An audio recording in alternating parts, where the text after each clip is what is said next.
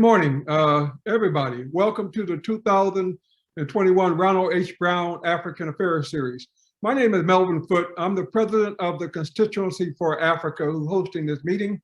CFA is a private nonprofit organization which works to educate Americans about Africa and improve cooperation and coordination among organizations that work on African issues and to help shape United States policies toward Africa. I'm a former Peace Corps volunteer. I served in Ethiopia and Eritrea in the early 70s. My daughter followed my suit and she went to the Peace Corps and she served in Benin, and she's going to be on the program later today. So I really want to welcome you to this special forum about Black Peace Corps volunteers. We're trying to build a community of African Americans who served in the Peace Corps so that we can help recruit new volunteers, to help those Black volunteers who are in the Peace Corps, and to help shape and make sure the policies of the Peace Corps include us, that we are part of the process going forward. So I'm very pleased to be with you today. My first task is to introduce Congresswoman Karen Bass, who is my friend. Congresswoman Bass was elected to her 6th term representing the 37th Congressional District in November 2020. She served on the House Committee on Foreign Affairs as the chair of the subcommittee on Africa. So she's very important, very influential as regards to Peace Corps and Peace Corps' policies. So without further ado, let's hear from Congresswoman Karen Bass.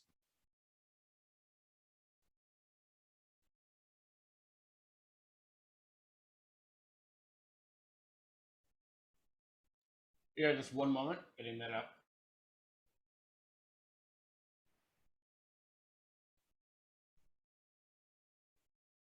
It's a beautiful morning here in Washington. Hello, everyone.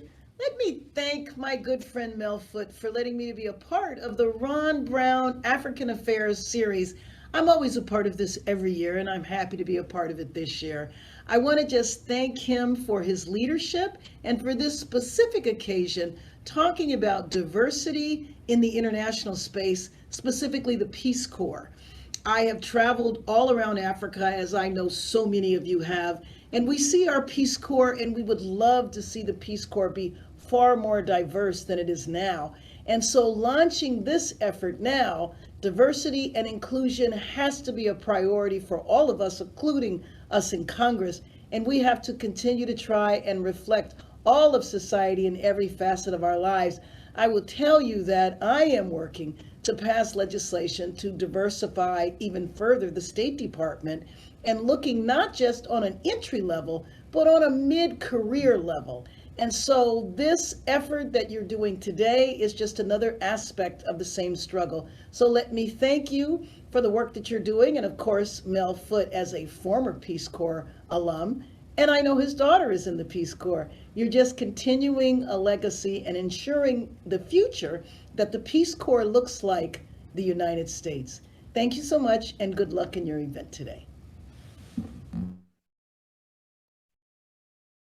That's great. That's great. Now let me introduce Dr. Anthony Tony Pinder, who is going to be our moderator for today. Dr. Pinder, who served as a Peace Corps volunteer in Ecuador in 1987 to 1990, is the Vice Provost for International and Equity Academic Affairs at Emerson College in Boston, Massachusetts. Since 2014, he has successfully managed and strengthened the college's global operations, notably Emerson's European Center of the Netherlands, before entering academia. Dr. Pinder served as the Director for Minority and National Recruitment Initiatives with the U.S. Peace Corps, the Associate Peace Corps Director in Equatorial Guinea, and as a Peace Corps volunteer small enterprise developer in Ecuador. Without further ado, Dr. Pinder. Thank you, Mel. Good morning, everyone. I just want to again just thank Mel Foote and the Constituency for Africa for just curating this moment so we can lift up this important topic of increasing African American inclusion in the Peace Corps and international careers. We have a packed program with some wonderful folks that have come help to lift this subject up. And without further ado, I'm just going to get right to it. We want to do a special tribute to Operation Crossroads Africa, and to help us do that will be Rev Dr. Jonathan Weaver, who is the pastor of Greater Mount Nebo AME Church in Bowie, Maryland. Reverend Weaver previously served as the Director of Development for Operations Crossroads Africa, which focuses on promoting understanding of Africa and the African diaspora. Also, he is the founder and president of the Pan-African Collective, The Collective, whose mission is to build bridges of understanding, forge diverse partnerships, economic and social development in Africa and other places. Reverend Weaver will give us a salute to the Operations Crossroads Africa and the role it played as a precursor to the formation of the Peace Corps. Without further ado, Reverend Weaver. Thank you so much. I really appreciate this opportunity to do it. My goodness. First of all, also let me just say thank you so much to my dear friend Mel Foote for this opportunity. And I want to salute all of the Black Peace Corps volunteers. I volunteer, but yes, my experience for Crossroads Africa has already been referenced.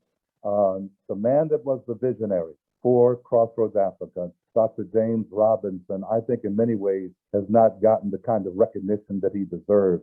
Dr. Robinson first traveled to Africa in 1954. And in fact, of course, was so moved by that experience as he was there on behalf of the Presbyterian Foreign Missions Board. He was a pastor at the time until his death, as a matter of fact. In fact, he also went to Lincoln University in Pennsylvania, where he was introduced to several people that are giants in African history, Dr. Nnamdi Azikiwe, and also, of course, Dr. Kwame Nkrumah. But after that trip in 1954, he was so moved by that experience that he saw the sweeping changes that were taking place throughout the continent of Africa, that he came back and he started talking to students at colleges and universities all across the United States.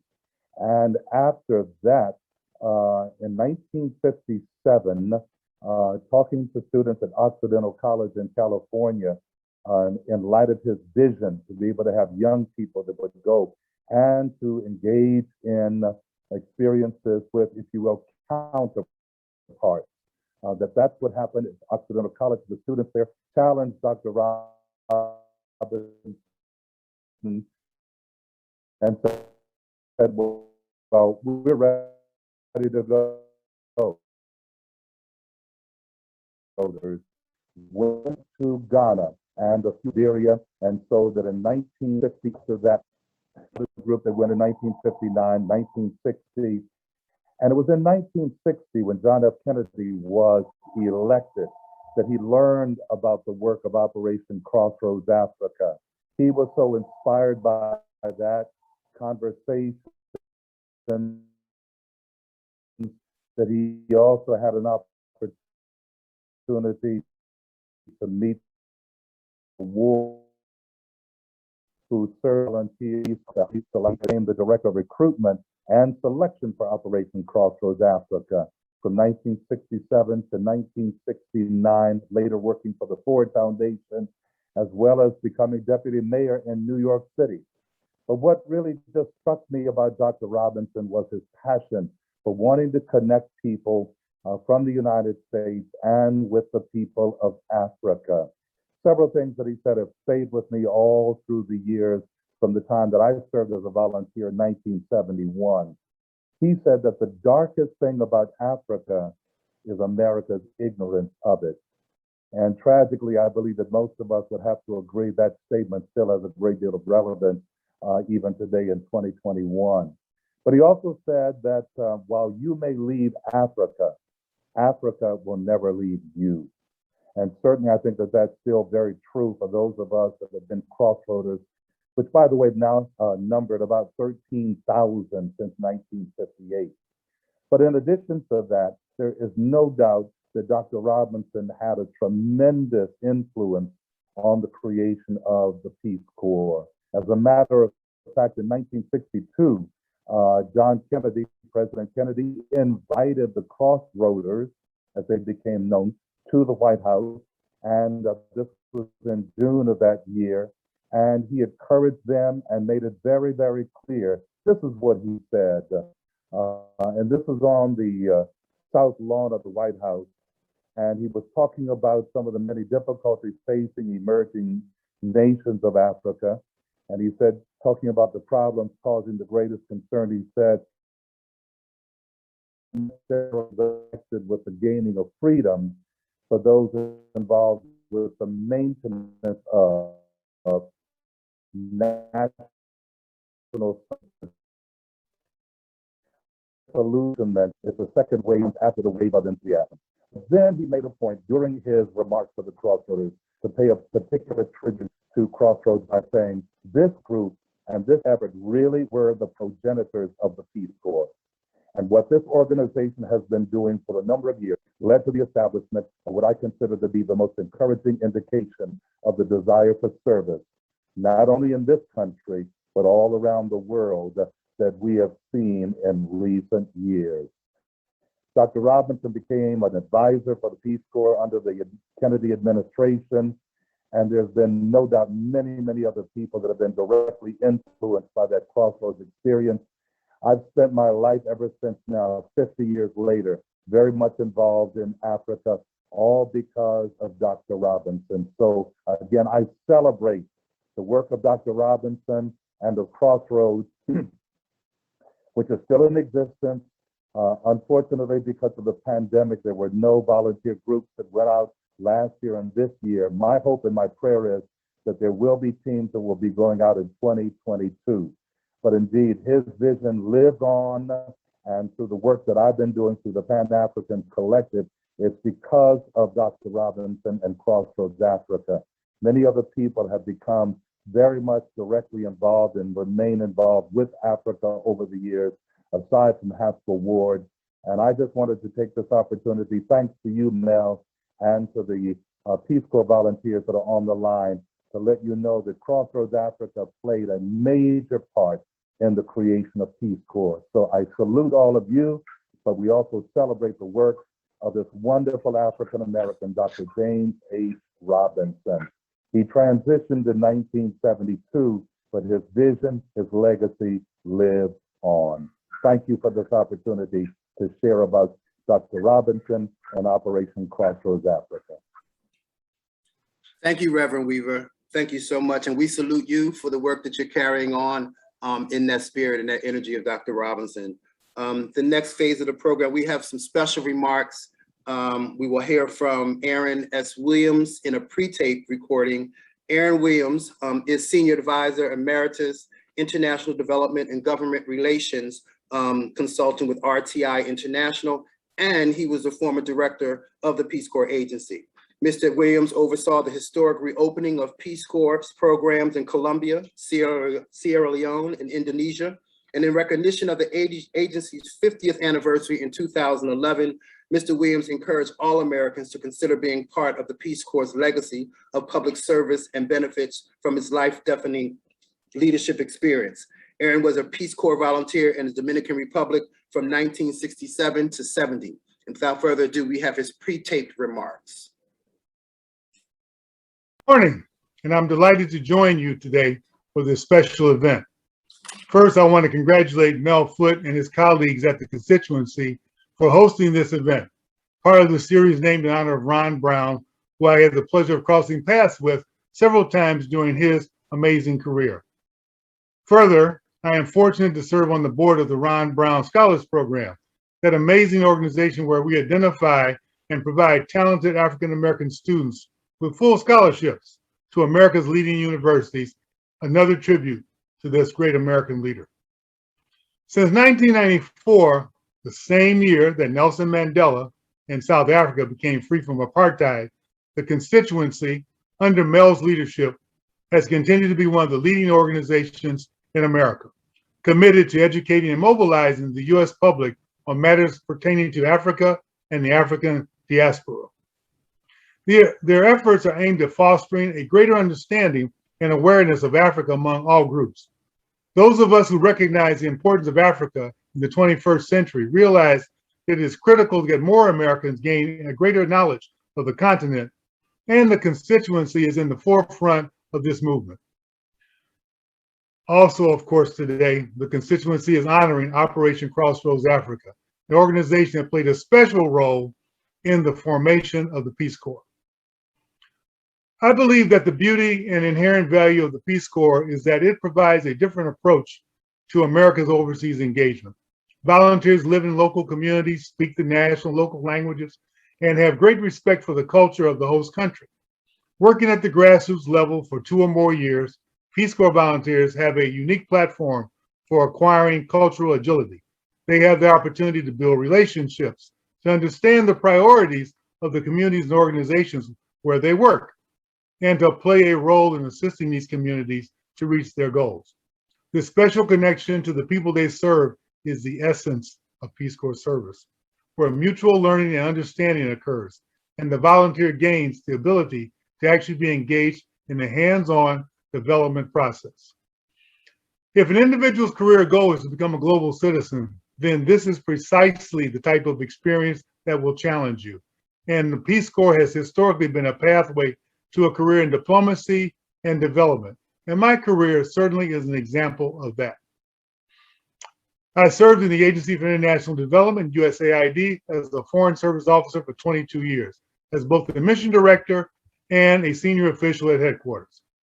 Then, during the Obama administration, I had the distinct honor of serving as the director of the Peace Corps, and I've always considered it to be a sacred trust to lead this iconic American agency.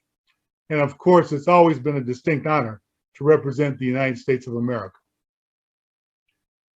As an African American, I am a direct beneficiary of the civil rights movement and stand on the shoulders of those giants who sacrificed their blood, sweat, and tears in fighting for the monumental changes that opened up opportunities for Black and Brown people across our country, including in the U.S. Foreign Service.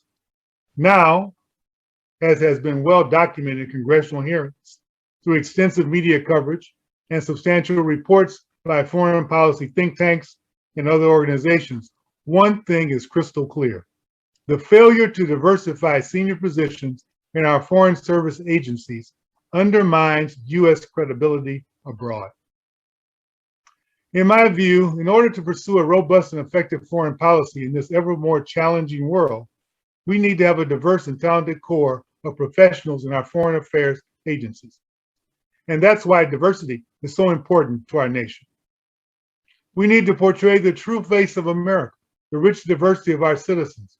This diversity will continue to be the foundation for our nation's progress in all aspects of our society and a pillar of America's role in global leadership. Black Americans are so unrepresented historically in terms of diplomacy and international affairs that we must build a core of leaders to present the true face of America as we interact with the rest of the globe.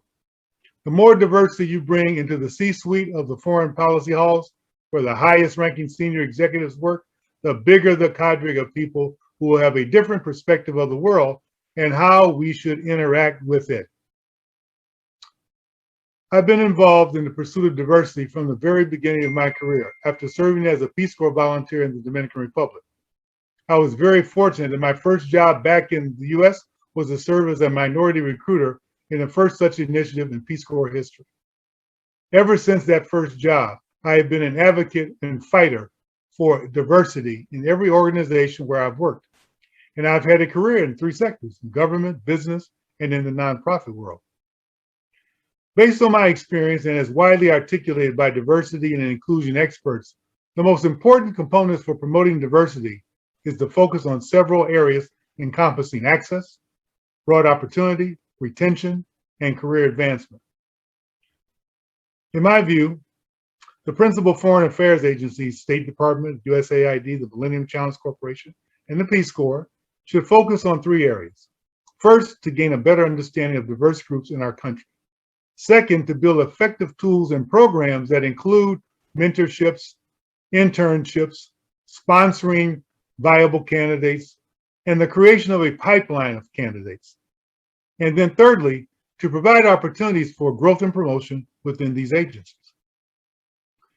In closing, I would hope to see going forward that both the United States government agencies and more broadly, the numerous foreign affairs organizations, or the development community as we often call it, will rise to this challenge and seize this moment to demonstrate leadership in pursuing broad-based policies and programs that will promote diversity in both the U.S. and overseas offices. The development community plays a prominent role as principal partners with the U.S. government in the country's global leadership, and thus they should also invest in the diverse human capital of the future that will mirror the true face of our nation. Thank you.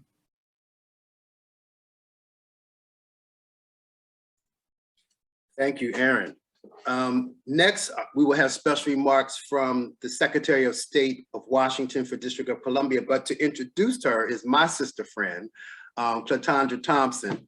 And Cletandra is a web manager and co-chair of the Diversity, Equity, and Inclusion Council at the Atlantic Council. Upon completing her Peace Corps service in Senegal from 2012 to 14, she began recognizing the need for Black PCVs to have more support from their communities at home and created the Adopt a Black Peace Corps Volunteer Exchange Program between Black current and returned Peace Corps volunteers, pairing over 100 volunteers to date.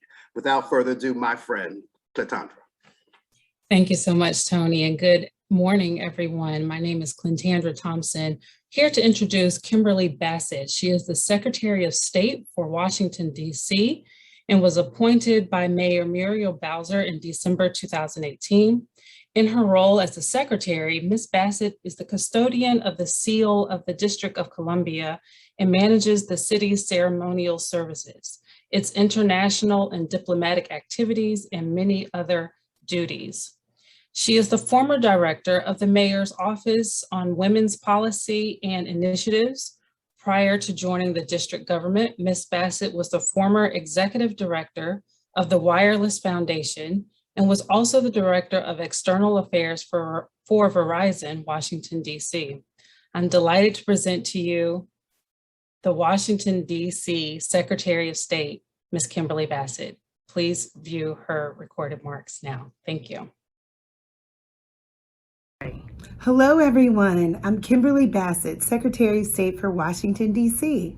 And on behalf of Mayor Muriel Bowser, I'm honored to join the Black Peace Corps volunteer community today for this incredible virtual event.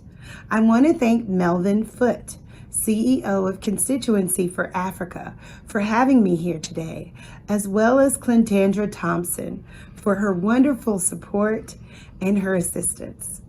As Secretary of State for Washington, D.C., I know firsthand how important it is to have people of color engaged in our city's diplomatic and international community and activities.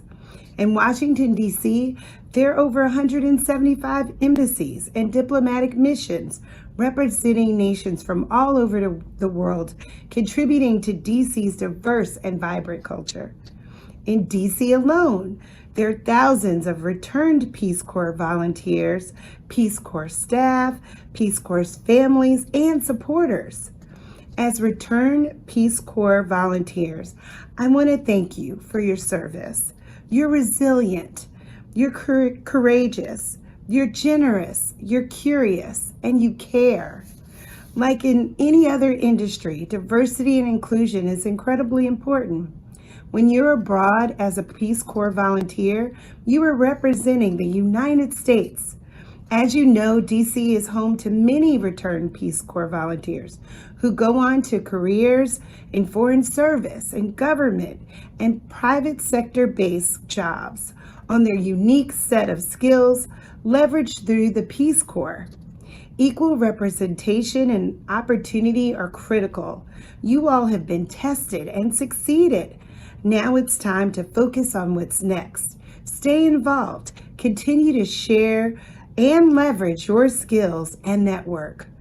I want to thank the talented leaders of Constituency for Africa for their hard work to encourage diversity amongst Peace Corps applicants and members. In the Bowser administration, we have a tagline you might have seen around the city, soon to be a state. We are DC, meaning that all of us are a part of this colorful fabric that makes up our nation's capital. So while you're in DC, you are DC. And remember that because we mean it. We're so proud to have you, and I wish you much success. We are DC. Thank you.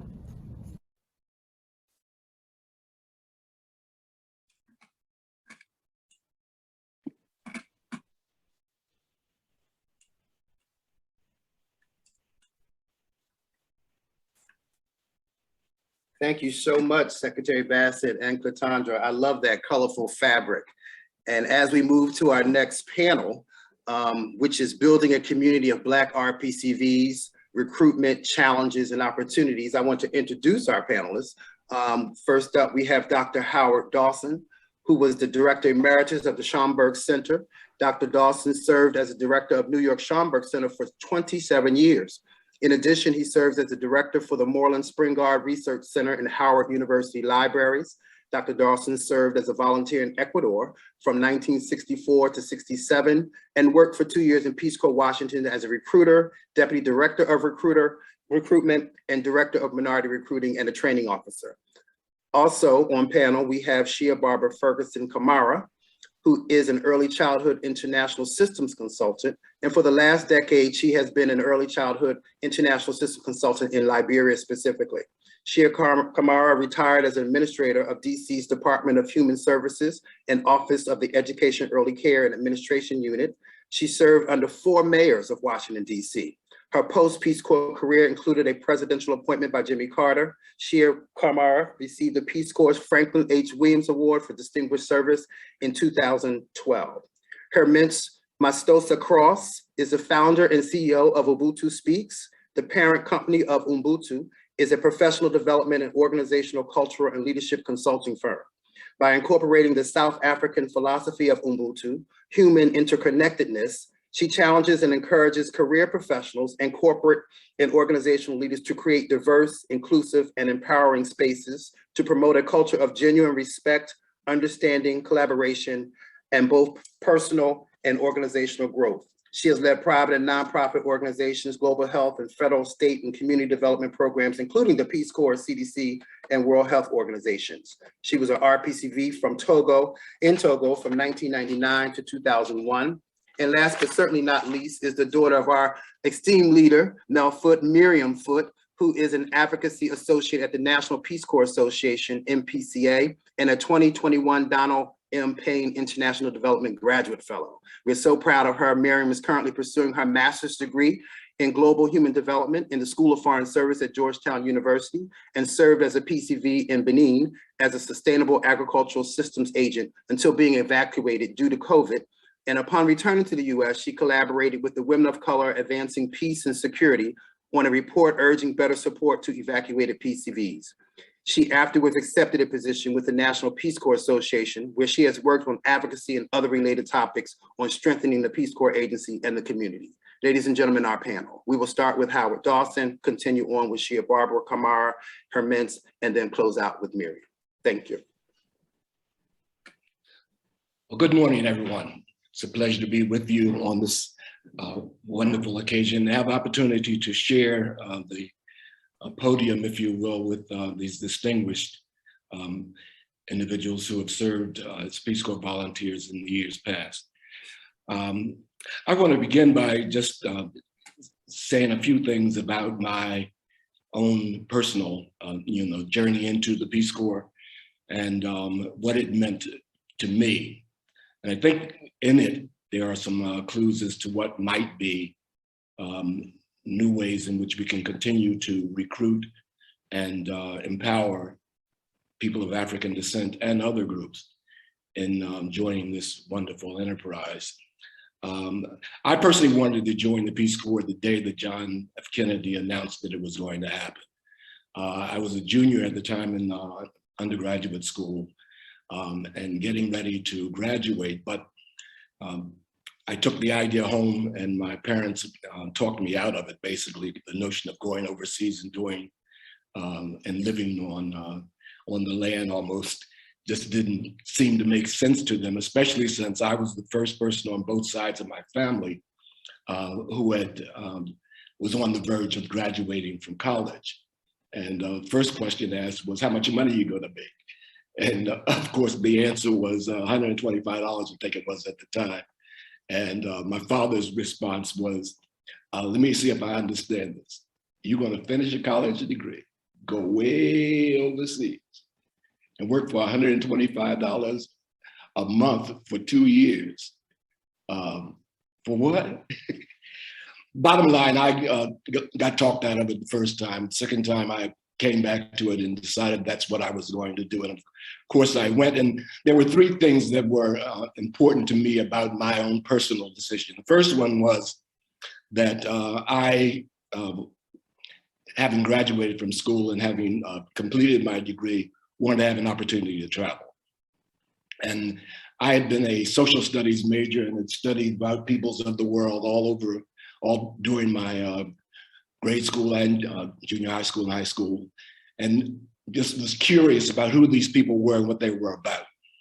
And so I wanted to travel, and I didn't have the means to travel out of my own pocket.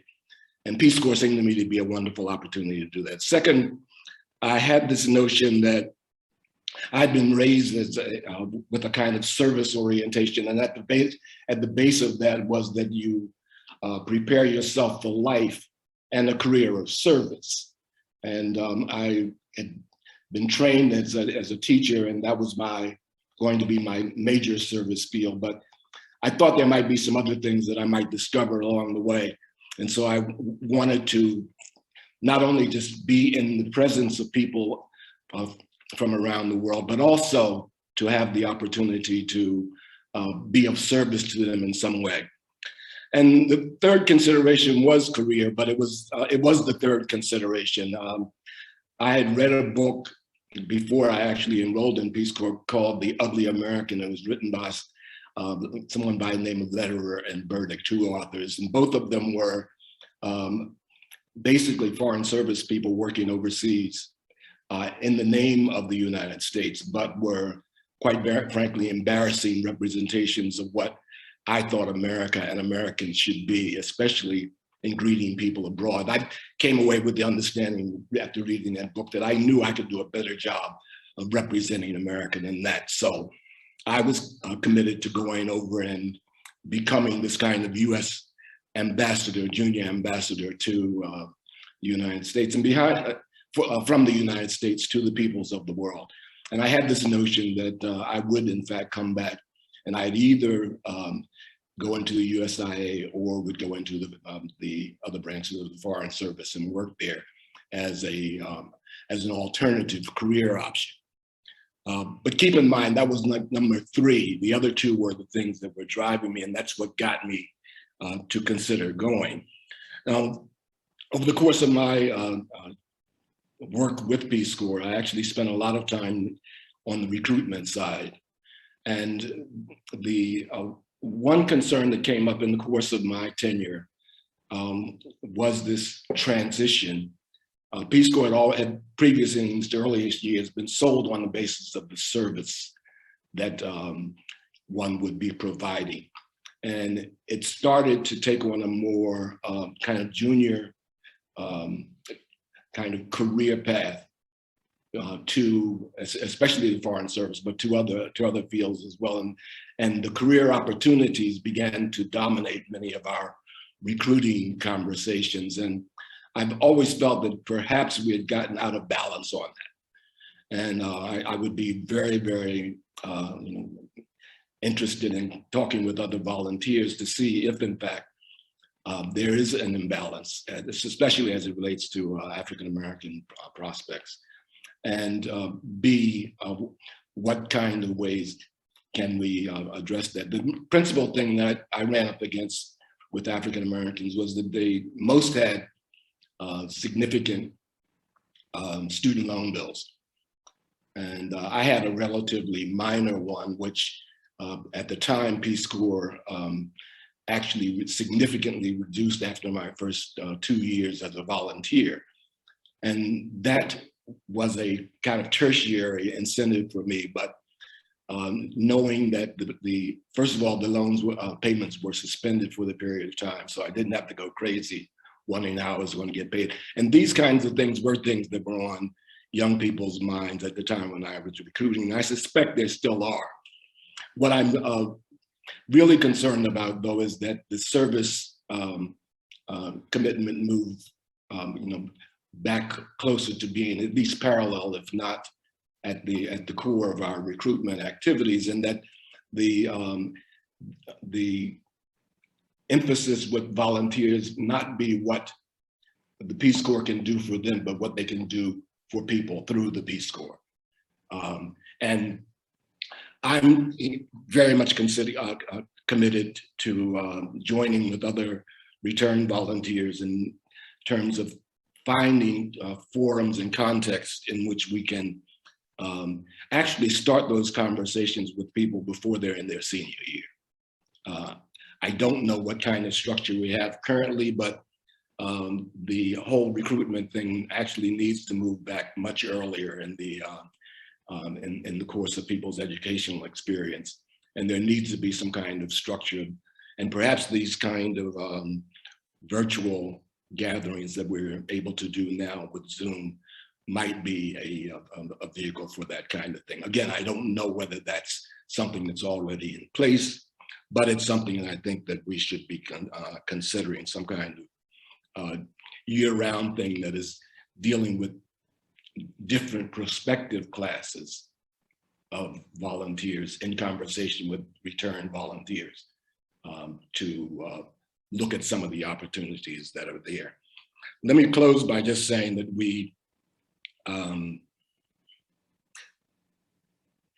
my own personal case, the job that I was offered, it was one that I could do, teach English and coach the basketball team at the school that I was assigned. But the job was not, the specifics of the job was not the major attraction. It was simply the possibility of being in those places and being at that time with these new people that I needed to know that were out there in the world. And equally important, I was frankly, the only African-American in my training group and one of about 3 that were in country when I was with Peace Corps in Ecuador. But I managed to travel during vacations and after Peace Corps around probably half of South America, getting to know people of African descent in those areas. And ultimately, it ended up leading to my field of professional training and study of the African diaspora in the world. And that, along with the opportunity just to be among the people of the world was most meaningful to me. I should say finally that we have a nation of people, and a lot of them are African American, a significant percentage, that have never had a passport.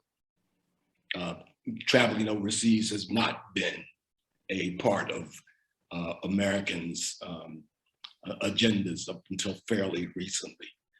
And I hope that there will be opportunities for more African Americans to go and have meaningful, substantive experiences with peoples of African descent and others around the world, especially in this time when America's reputation has been somewhat tarnished by our kind of public presence that we have in other parts of the world. I'll stop there. Thank you for the opportunity to share these remarks with you, and I look forward to the rest of the session. Absolutely awesome. And there's some themes that you brought up that we're going to get back to in the Q&A, but I want to go to Shia Barbara. Great day to everyone. I'm Sia Barbara Kamara. I live in Washington, D.C., but I grew up in public housing, what would be considered public housing today, in North Carolina. I graduated from Johnson C. Smith University in Charlotte, North Carolina, a historically Black college. And when the Peace Corps recruiter came to my campus just before graduation and talked about the Peace Corps, I said yes, but if I can go to Africa. I graduated with a degree in mathematics and physics, a minor in economics, and my goal was to ultimately be a scientist. But I went on to Peace Corps in Liberia. My parents were very much supportive of my participating in the Peace Corps. They had always had all of the African students at my college to come home and visit. And then during my time in Peace Corps, the days that so many African countries obtained their independence, my family wore out more atlases, as every time a country changed its name, there was a new atlas. They were supportive. They sent ebony magazines to me. And by the time it arrived to where I was as a volunteer, I was way up country. And there were 4 Peace Corps African-American Peace Corps volunteers in my group. But by the time that magazine reached where I was, it was all dog-eared because people along the way would have read it, but I always received it. I was a teacher. I coached track. And really all I knew about track was I went to the Penn Relays once and I read about it in the encyclopedia. But as a volunteer, you take on challenges and you learn things, and there are people there to work along with you. I also work with the young women because they needed some activities, and we created a young women's track team, and they went on to be national champions in track. During my time as a volunteer, however, I found out when I wanted to help out one of my students who was going to fail the exam, that I was not going to be allowed to work with the preschool children. And I wondered, because during my time, I had been treated like a definite African queen. People welcomed me, they welcomed the Black American, but they said, we don't let foreigners teach below 3rd grade. And that's because we realized that those are the formative years, those early years. That's when children learn about their own culture and they learn it from the people around them. It took a while, but eventually, of course, they did allow me to do it. I had to prove myself, of course. And so I wondered who in the U.S. is even concerned about young children and what they do and who they are. During my Peace Corps time, like Dr. Dotson, I traveled extensively across the continent of Africa because I didn't know when I would come. And on my way home, I traveled throughout Europe before finally touching base back in the U.S. And when I returned to the States, I served as a Peace Corps recruiter. I served on the Northeast team recruiting at all the institutions and across there. And Sergeant Shriver would have me to lead sometimes because he thought that it was important for people of color to be seen in leadership positions. And then I served on the Peace Corps team recruiting at historically Black colleges. And we went across the U.S., had some very, very interesting experiences. And sometimes when I see what's happening in the U.S. now, I think, my goodness, we're reliving that same experience over and over again. But I continued to review programs at the various colleges and universities and teacher education. And ultimately, I left Peace Corps recruiting to become an intern in a program that was organized by the wife of a former Peace Corps country director. Her husband had been a Peace Corps director in Nigeria, and she was looking at ways to help support historically Black colleges to obtain resources that were available. So we learned about every dollar that was available in any department across the entire United States government. I ultimately ended up in a program where I wrote grants that helped to expand an early childhood program. And I knew very little about what I was doing, but you know, had been in the Peace Corps. That gave me the courage to do almost anything. And so I learned about it. I worked with a superintendent of schools, and then I had the opportunity to help organize a master's level program for African Americans to obtain their degrees in early childhood. So following that experience as an intern, and the majority of the interns in my group, 75% of them were former Peace Corps volunteers. I did have the opportunity to visit early childhood programs in every southern state and document what they were doing. And ultimately, I had presented a paper and met the president of Bank Street College in New York and the dean there. And they said, well, where'd you get your master's in early childhood? I said, I don't have one. They said, you're enrolled, and the rest is history. I obtained my master's degree. I went on to work in North Carolina, responsible for an 8-state Head Start training program. Then I went to work for the governor of North Carolina and the Institutional Sexism and Racism program. I worked for President Carter, as you already heard. Of course, first time I said no to President Carter because I wanted to get a PhD in public health. But the governor of North Carolina said, you know, you can do more for North Carolina if you go on, and no one will ever worry about your having a PhD after you've worked for the president. So I worked for President Carter, and then for 4 mayors in Washington, D.C. That was certainly a very exciting opportunity to help transform the early childhood system in DC and move DC from the bottom to #1. For the last 10, 11 years, I have been a consultant in early childhood to the Ministry of Education in Liberia. So I've returned to that place where I got my start working in Africa and helped Liberia to put together a comprehensive early childhood system for the country. And in that capacity, I was supported by the Early Childhood Program of the Open Society Foundation and the World Bank. So my career included government. I never intended to work in government. It included education. I never intended to be an educator. And the international field opened up to me. Hadn't really thought about it much, but it's certainly the Peace Corps I can contribute and thank to help providing that kind of experience for me. Then I think about current Peace Corps volunteers, former Peace Corps volunteers. Many of them need support. They need networking opportunities, validation, mentoring. And through this organization of Black volunteers that Mel Foote has been organizing, all of that exists. There are people in this group who have put together programs of all kinds to support volunteers where they are and when they return.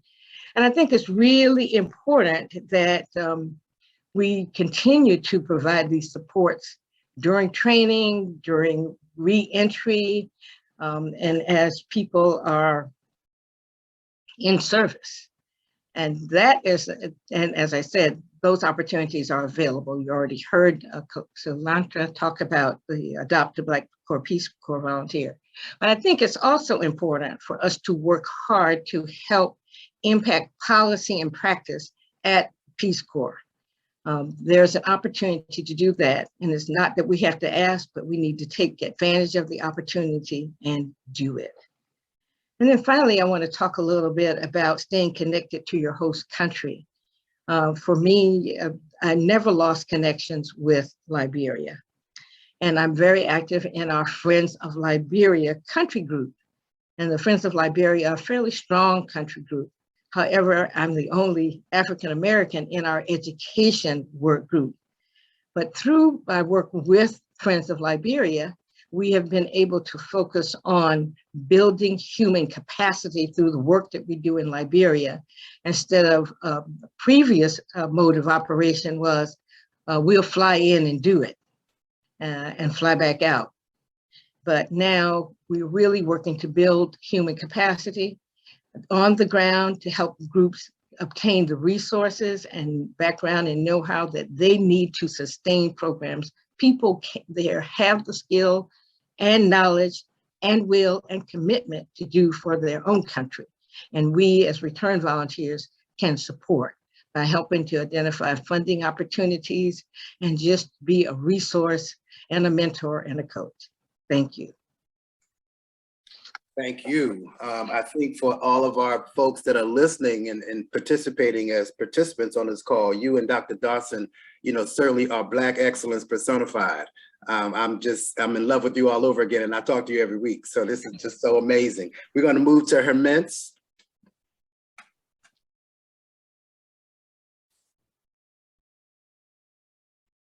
Hello. Good morning, everyone. I'm Herman Sota, and I'm so honored to be part of this amazing panel and group of speakers.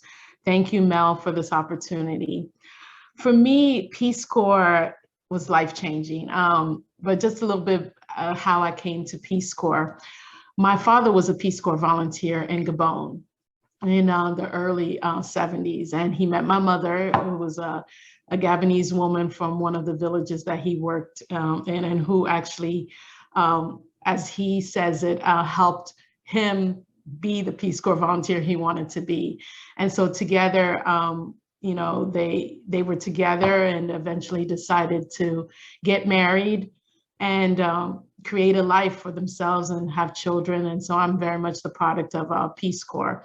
And so growing up, I always heard about Peace Corps stories. My father had one version of the stories, and my mother was there to often let us know if that version was exaggerated or not. Nevertheless, it was just, a thing at home. Like we were a Peace Corps family, which meant keeping up with what Peace Corps was doing. And, but more importantly, this idea of volunteerism, how important that was, and the idea of working with other people to achieve goals. And so although my father was no longer in the Peace Corps and we were now living here in the United States, I grew up knowing that I had to go to the shelter to help feed the homeless. That at school, I would help volunteer whenever it was needed at the, church, even when we didn't even attend that church, anytime there was an opportunity. Or the woman who had befriended us, who was 85 years old, we were the ones who helped her up the stairs. So volunteerism was always a big part of my growing up. And so when I got to, about when I was getting close to going to college, graduate from high school, my father was like, so are you going to do the Peace Corps? And I was like, yeah, of course. It was just a given that I would do the Peace Corps myself.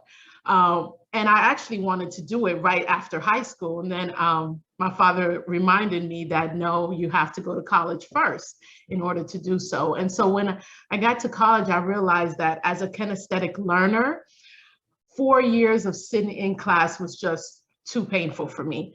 And so I decided that I needed a change. I needed something different. And because I knew that what put my passion, which came from my parents, was traveling, I spun the globe, my finger landed on Ecuador, and I decided, you know what? I'm going to take a year off and go live in Ecuador. It wasn't Peace Corps, but I was able to find an international development organization where I can go and actually have that experience prior to joining the Peace Corps. And I told myself that it would help carry me through that. So my junior year of college, I left my university, UMass in Massachusetts, in Amherst, and went to Ecuador, where I was a reforestation officer, a reforestation volunteer. I would have loved to say, think it was an officer, because once I got there, I realized that I really didn't know how to do anything related to reforestation or even plant a tree or keep a flower alive.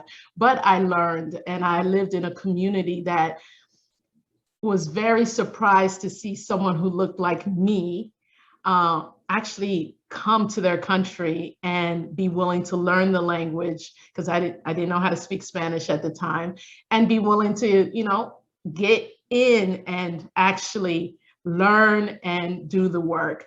So that 1 year in Ecuador really, I feel like, prepared me for, at least I thought at the time, prepared me for Peace Corps. And so my senior year, of course, early in that year, I put in my application.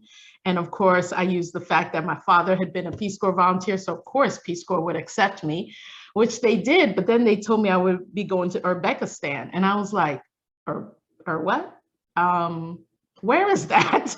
Because unfortunately, at the time, all I knew were countries in South America, countries in Africa, and countries in Europe. I didn't really know much about Eastern Europe or anything beyond that. And so I looked up Uzbekistan and realized that it's kind of cold there. And I wasn't about to, I didn't want to go anywhere where it'd be cold. And then I also realized, there's not that many Black people there. So after speaking to my father and everyone and Peace Corps, I just flatly say, I want to go to Africa. I want to go back to Africa. Is there a way that I can go back to Africa? And finally they said yes, and sent me to Togo, where I became a girls' education and empowerment volunteer. I was part of a group called the Monster Stage, which was one of the largest Peace Corps volunteer groups arriving in the country at one time. Togo, West Africa, is a French-speaking country. And there were only 3 African American volunteers in 40 plus volunteers. And so although I was in Africa, excited to be in an African country, got off the plane seeing nothing but Black people around me, even I still knew that I was part of a group that, quote, who people viewed as homogeneous, and then I and two others stood out. And that's when it hit me that Peace Corps would be different from my past experiences and be possibly different from my father's experience. And so during that time, I remember pre-service training being painful to say. There are other words I could use, but it was painful because during the time I was constantly trying to figure out, because I knew I stood out because I was Black, but I wanted to stand out because I was passionate about the work, that I was a hard worker, and that I was willing to be in a country and learn from others.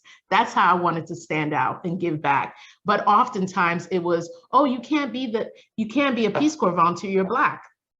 Oh, you can't, no, you're African, so you can't go with them. So continuously on a daily basis, I felt excluded.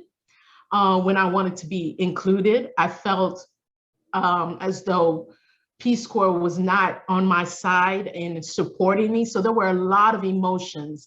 And when one of the 3 Black African Americans decided to leave during the training, I was heartbroken because I felt like 3 of us, okay, but now we were down to 2. And, and unfortunately at the time, the 2 of us who remained, we had a different philosophy of how we wanted our Peace Corps experience to be. And so it was difficult in the beginning, but I realized that Peace Corps had been a legacy in my family and I was going to continue that legacy, and realized that I had to create the connections and that I wanted. I had to create the experience I wanted as a Black RPCV and reintroduce myself. And this is where I feel like African Americans and Black PCVs, or even Peace Corps volunteers of color, are forced to do to a certain level that maybe our white Peace Corps volunteer counterparts may not feel like they need to do, is describe the diversity that exists in the United States. Yes, I'm American, but I'm also Black. And I realized that a number of not only volunteers who came with me, but also Peace Corps staff did not have the history, did not know the history or the diversity, the richness that exists within our country that makes us all Americans. And therefore it was difficult for them to support us, and did not realize how diverse African Americans were in general. And so knowing that I needed to be able to be the Peace Corps volunteer I wanted to be, I took it upon myself to reintroduce myself and to speak on behalf of what I knew the experiences of African Americans were in the United States, and that how, I would use the examples like, in Togo, there's various different ethnic groups, right? And you all agree that, you're different and you speak a different language. Well, but you're all Togolese. So it's a little bit like that in the United States. So continuously doing that. But in my quest for feeling as though I needed to be included, I realized that the inclusion was essential for me to be able to do my work. And I was embraced for being honest about what I didn't know and being honest with what I wanted to learn, and realizing that Peace Corps is not about volunteers going in and simply teaching people within a community, within a village, within a country, how to do things the American way. It's very much about bringing Americans in a place where they will be challenged. They will be forced to sometimes shed some of the misconceptions they bring about other countries, about other people. They will be forced to acquire a level of cultural intelligence and cultural communication that's necessary to be able to work with people who are uniquely different from you. And these are some of the things that I learned. And I feel as though some of the strategies, some of the ways that Peace Corps can help facilitate those things and those skills and those, for Black Peace Corps volunteers or volunteers in general, but particularly for African American volunteers and those other volunteers of color, is to actually, be honest about what the experience may be, pre-departure. Be honest about the difficulties, the challenges, the fact that Peace Corps staff often don't know how to treat you or communicate with you because they don't have the experience, don't know the experience, and we haven't found ways to be able to bring them, to teach them or show them the diversity that exists within our country, because we have problems within our systems in doing that. And so I feel like that needs to be said long before. I also feel like there needs to be some kind of mentorship that exists for volunteers pre-departure and throughout the Peace Corps, their Peace Corps experience, so that they realize that you may not be getting the support you need in country, but you do have support back home and people that you can reach out to who will help you, process certain things and bring you to a point, because the goal is for you to finish your experience and not come home bitter, but come or feeling as though you were not part of something greater than yourself, but come home realizing that this is an experience unlike no other, and that you were able to impact not only people that you would have never imagined, but you left footprints in this world to make it a better place. And so I think that we need continuous mentorship from RPCVs to those who are currently serving. And then also for those who come back, how do you translate your experience into a resume? How do you translate your experience into something that will turn into transferable skills in order for you to get employment, in order for you to get a job? You do that by talking to other people who have been successful in doing that. All these great panelists who spoke to you, one thing we all have in common is that we were Peace Corps volunteers, or we have been connected with Peace Corps volunteers.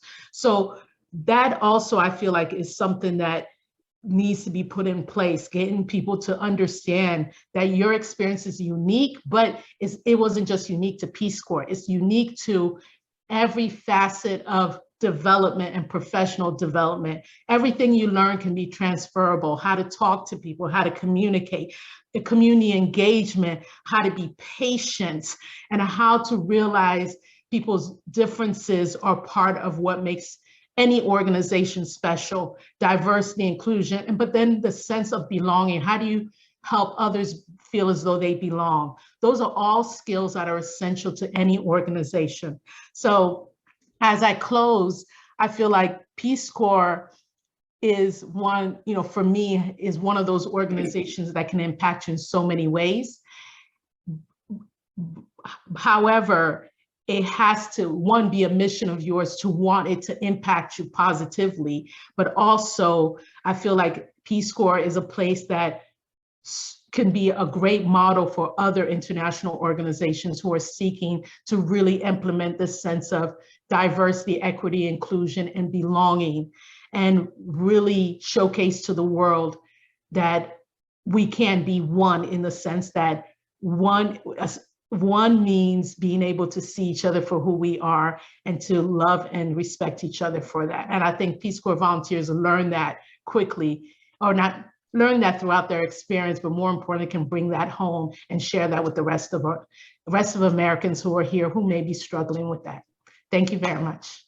And thank you. The chat is blowing up, Herman. We appreciate your honesty and your truth. It's a conversation needed. All wonderful, wonderful points. Mel, is Miriam here, or should we move to question and answers? Because we got several Q&As. Yeah, I'm going to speak on her behalf. Okay.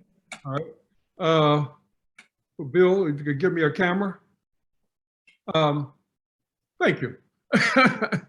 Okay, Miriam is a graduate student at Georgetown University, which I'm very happy about. She was trying to get out of her class so that she can address you. So she said, Dad, can you talk to them for me? This picture was taken in 2019 in Cotonou, Benin, where she was stationed as a Peace Corps volunteer. I served in Ethiopia and Eritrea from 73, 75, and during the time of the revolution. And I used to write for the school newspaper. I had a column called The Back of the Bus, which every week I wrote about, this is up in the mountains of Colorado. I wrote about African Americans. And so one guy wrote me a note one day, wanted to talk to me. So we talked. He had just come back from the Peace Corps, and he fell in love with his girlfriend who was from Ghana. And he wanted to know my opinion about interracial marriage. Well, you love who you love. But I asked him about the Peace Corps. He told me about it. And my bell went off, and I said, oh, that's what I want to do. When I graduated, I said, I wanted to be concerned about Black people in America, but I want to be concerned about Black people globally.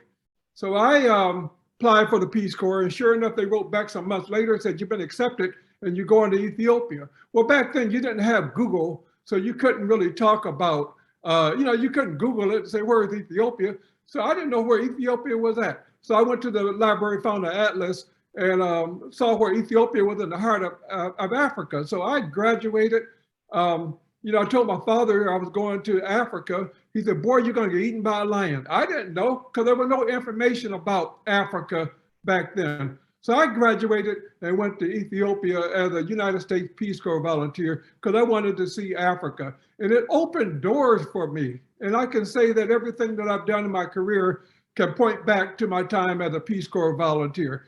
I later went back to Ethiopia, part of a delegation that included Congressman John Garamendi, now former Peace Corps volunteer, and other Peace Corps volunteers. We went there on a mission of peace to stop the war. And we met with the presidents of Ethiopia and of Eritrea, and really pushed them toward a path to peace. So I'm saying as a Peace Corps volunteer, a low Peace Corps volunteer working at the village level, you can end up as a diplomat influencing U.S. policy toward Africa. And that really is what I do. And that's what we do. We're actually shaping how the United States will engage with Africa. Now, Miriam, we used to talk all the time about careers and that kind of thing. She was a student up at Ithaca College then.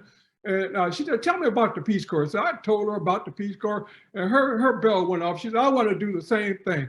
And so we connected to the Peace Corps. She went to Benin, very unstructured program at the time because they put her up by the border of the Sahara Desert. And she was the only volunteer up there. Back when I was a volunteer, when you wanted to talk to your people at home, you had to write an aerogram, and it took about 3 weeks for the aerogram to get back to you and another 3 weeks for them to write back to you. Well, now as a volunteer, you can get on WhatsApp. And so we used to talk at least once a week about what's going on, about her situation and so forth. But I believe that if it don't kill you, it will make you stronger. And even her time up on the border, because of threats of terror, they moved her to the central part of the country. I think if it don't kill you, it makes you stronger. And it certainly made her stronger. And so now she's a Donald Payne Fellow at Georgetown University. She's committed to work with USAID for 5 years after she graduated as a Foreign Service Officer. And I'm absolutely convinced that her career is just taking off now. And so my message is really to all the young people out there, there's no better starting point than the U.S. Peace Corps. And you may have issues about the United States, and we all do. You may have issues about our foreign policy, and we all do. But I think you ought to be about the solution as opposed to just agonizing. Don't agonize, organize. And for young people, think about the Peace Corps. You get language skills, you get cross-cultural skills, you meet people that are going to be lifelong friends and colleagues. And I think it's a tremendous starting point for getting involved and really being a good American. So I just want to say thank you on behalf of Miriam, and I'm hoping that she's listening while she's taking her classes. But she's very excited about this program. She's working with the National Peace Corps Association, helping with advocacy, and she's excited about that also. So thank you very much, Dr. Pinder, and thank you on behalf of my wonderful daughter, Miriam Foote. Thank you. We're so proud of her, and knowing that you are her father, we're not surprised. And we wait in hopeful anticipation of all the amazing things that she's going to do. I want to ask the panelists to turn their cameras back on, because we do have a few questions. We're going to take a couple questions that I already have. So at the top of the hour, Aaron Williams challenged all federal agencies, and more in particular Peace Corps, to basically do better, to rise to the challenge as it relates to diversity, equity, inclusion. And Herman, you were so wonderful in your testimony, but I want to first go to Dr. Dawson and Sia Barbara as well, to just get your input. What does rising to the challenge mean to the two of you? How does that resonate with the two of you? Anyone can go first. Dr. Dawson, Sia Barbara. Sia Barbara, we'll go with Sia Barbara. Well, I was gonna anyway, rising to the challenge, you mean in terms of Peace Corps and its diversity, equity, and inclusion mission. Well, what it means is that it needs to be very upfront and know that there is an issue, and they have to be willing to address it. And I think that those of us who have participated have to be engaged in this process and work along to assist. And I think it has to be continuous. It can't be, we're going to do it this year, because then we forget. We have experience in the civil rights movement that we accomplish. We think we make an accomplishment, and then the next thing you know, we're not paying attention. We all have to keep focused, monitor, and encourage and challenge. Dr. Dawson? Well, we're like, it's over 50 years that we've been in this conversation. And 50 years later, we really haven't moved the needle very far. And that's both at the level of staffing and at the level of volunteers. And so the question is, what is structurally wrong with our approach? What are we continue to do the same things. I mean, we go out and look for some people, we talk, we do all of that, but there's something else that's there that we haven't found the button on yet. And so that seems to me is one of the questions we might spend a more sustained period of time talking about. I know, just again, during my period as both a volunteer and then as a recruiting officer, and then as director of minority recruit and specialized recruiting and all of that, and a training officer. What we call structural racism was present in Peace Corps from day one, and there was the solution we had was to find 3 or 4 more people so that we don't look bad. But that doesn't solve the damn problem. And because of the transient nature of people's engagement with Peace Corps as an institution, you spend 2 years and whatever you had gained is gone, because those people have moved on, and whatever was working has not been recreated in the structure. And so I think we need to have a more sustained conversation about that. And I mean, there were assumptions about who made good volunteers that set standards for the agency about what you look for in volunteers. And they didn't have anything to do with any Black people. And in fact, if those qualities were in Black people, they didn't have a place to use them. Okay? And so you end up with this situation where, and I guess I need to say this, the diversity and inclusion, I say framework, is at the center of public conversations now. And I think it gets in the way of our finding answers. I think that because 9 times out of 10, they're looking for a racial representation rather than a systemic problem solver. and simply putting some Black faces in places does not change any damn thing. Herman, I see you shaking your head. Why? You know, the reason I shake, because everything he's saying is exactly true. This idea that the fix is just to diversify in the sense of numbers. You know, diversity is only a demographic concept. It's this idea, the more numbers you have, then you can sit back and say, well, we're diverse and we don't have any issues. And so look, we have Black people, look, we have Asian people, look, you know, but that's an outcome. The efforts need to be put there, and the effort starts at belonging, because there will be more people of color, more African Americans willing to be part of Peace Corps or part of any institution if they feel like they belong. For example, when you love something, when you're happy at your job in a place, you're the one who's doing the recruiting, because you're telling your friends, you're telling everybody, come work here. This is the best place, right? And so the organization doesn't even have to spend any money in recruitment, because the people within the organization are bringing others in, right? And that fixes your diversity problem. You have the numbers, right?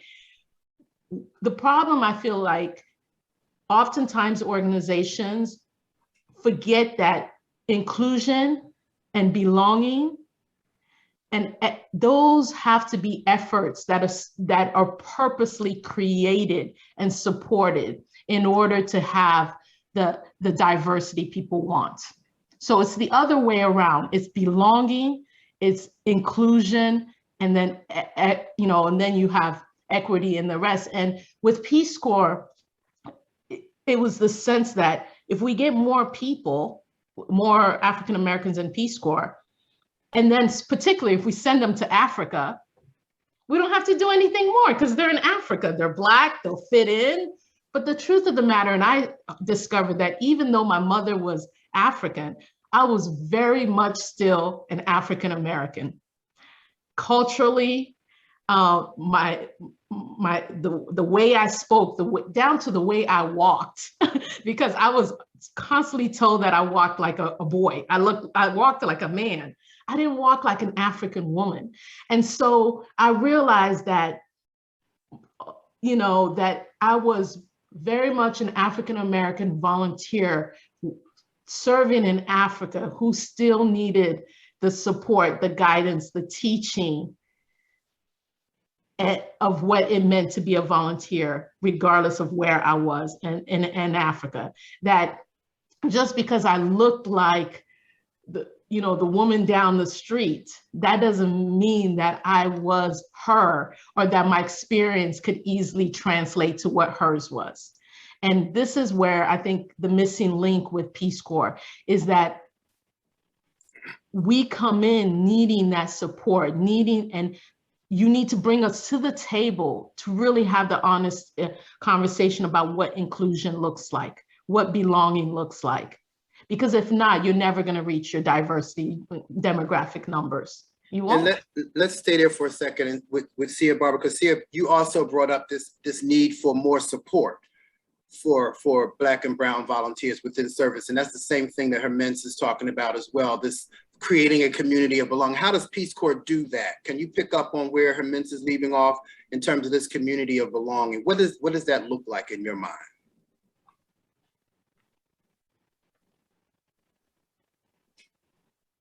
I think, again, as I said earlier, Peace Corps needs to look at itself and understand what is really happening with people, what they're experiencing when they go out, what they experience during training. For me, I had spent 4 years sitting in, going to jail, part of SNCC, and we were in training in Syracuse, New York, and they didn't want us to go and participate in a march. That was a part of my DNA. And it even came all the way to Washington. It was Sergeant Shriver to have to make a decision, but we marched together. And people don't understand our backgrounds. They don't understand that even though we are part of this group, that we also bring something that's unique. Other people bring things unique too, but we bring experiences that are unique. And they have to be a part of the conversation. Certainly, Immense has talked about it, the Dotsons talked about it, but we have to stop just talking. We have to, really start doing some things that make a difference. 50 years ago, and I was a volunteer 50 years ago, we didn't have this conversation as much, but I know it's very prevalent today, and it's time to do and stop talking. Awesome. In the chat, Sister Talia said this conversation has been healing for her, is the word that she used, and we see you, Talia. Also, Dr. Dawson, you talked about an imbalance and moving back the recruitment process of or the engagement with future PCV. Can you talk a little bit more about that? Well, all of the programs that I was involved in recruiting were really structured around recruiting seniors. We went to a campus and we targeted the senior group, and we had a little show and tell, our tap dance, and then we had conversations, and we recruited from that cluster. There needs to be some way of starting, at least in the sophomore year, possibly sooner, to have engaged relationships with people who are prospects.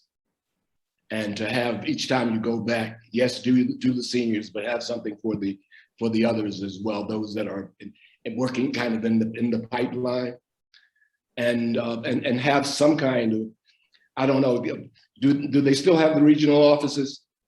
Yes, the regional office? Regional offices for recruiting.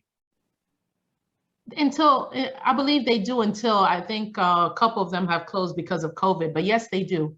Okay. I believe they do, yeah. Well, the regional offices have targeted populations they're working with, targeted campuses.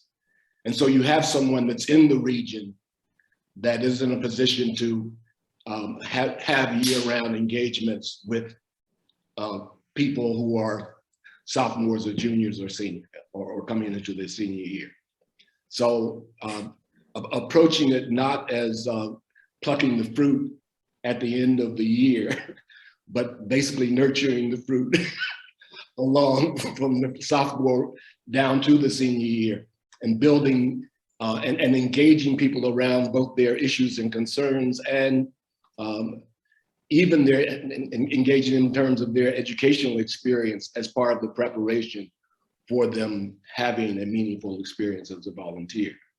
That some more, in other words, some more long-term framework for the recruitment that's not a pickup.